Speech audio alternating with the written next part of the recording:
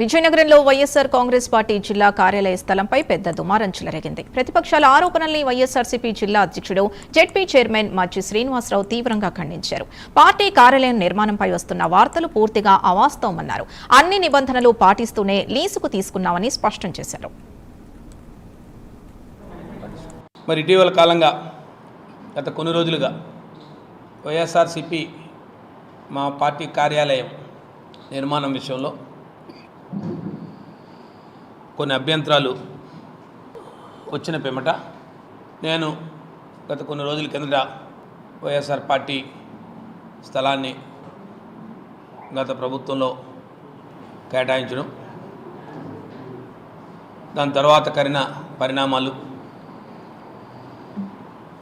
ఇప్పటి వరకు జరిగిన పరిణామాలన్నీ కూడా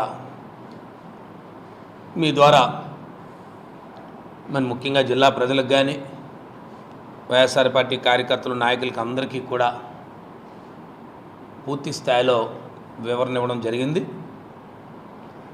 మరి దాన్ని మా మీడియా సోదరులు కానీ మా పత్రికా పెద్దలు కానీ అందరూ కూడా చాలా వివరంగా మా వాణిని